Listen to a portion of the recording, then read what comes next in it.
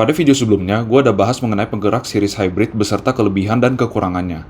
Kali ini gue mau bahas dengan format yang sama mengenai penggerak hybrid lainnya yang lebih umum ada di pasaran, yaitu series parallel hybrid.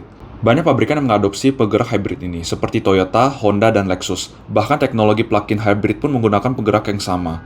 Mobil series parallel hybrid memiliki tambahan komponen berupa power split device, serta tambahan konfigurasi pada power control unit yang mengatur bagaimana mesin, generator, dan motor listrik bekerja sama untuk menghasilkan performa dan efisiensi yang optimal. Pengoperasian sistem kelistrikan dan penggerak pada series parallel hybrid itu lebih kompleks. Ada 4 mode operasi yang perlu kalian ketahui supaya kalian tahu rasa berkendaraannya seperti apa. Ada mode elektrik, mode series, mode kombinasi, dan mode paralel. Mode elektrik bekerja ketika mobil baru berakselerasi dengan kecepatan rendah dan daya baterai masih cukup. Jadi hanya baterai dan motor listrik yang bekerja untuk menggerakkan roda tanpa menyalakan mesin, sehingga mobil akan terasa seperti mobil full EV. Jika daya baterai di bawah level minimum dan mobil tetap melaju pada kecepatan rendah, maka mobil akan beroperasi pada mode series, yang dimana mesin akan menyala tapi tidak menggerakkan roda, hanya untuk mengoperasikan generator buat mengisi baterai sehingga motor listrik tetap menjadi satu-satunya penggerak untuk memberikan torsi.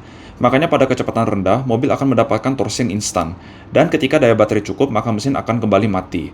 Kemudian ketika mobil dikendarai pada kecepatan normal, akan masuk ke mode kombinasi yang dimana power split device akan bekerja membagi tenaga dari mesin ke generator dan sistem transmisi, sehingga mesin dan motor listrik bekerja bersamaan sambil mengecas baterai. Di sini rasa berkendaranya akan terasa seperti mobil konvensional, tapi ada tambahan tenaga dari motor listrik. Baterai juga biasa dicas ketika mobil melakukan pengereman. Apabila mobil dikendarai pada RPM atau kecepatan tinggi, mobil akan otomatis transisi ke mode paralel, di mana kopling akan aktif untuk mengalirkan tenaga dari mesin ke sistem transmisi, dan di waktu bersamaan motor listrik juga bekerja sampai daya baterai di bawah level minimum. Saat daya baterai udah nggak cukup, generator diaktifkan hanya untuk mengecas baterai. Makanya jika terus-terusan dibawa pada kecepatan tinggi, konsumsi BBM-nya jadi sama seperti mobil biasa. Dengan 4 mode operasi yang sudah disebutkan, jika dibandingkan dengan mobil series hybrid, mobil series parallel hybrid mendapatkan keuntungan dalam sisi efisiensi BBM dan performa pada segala macam kondisi berkendara.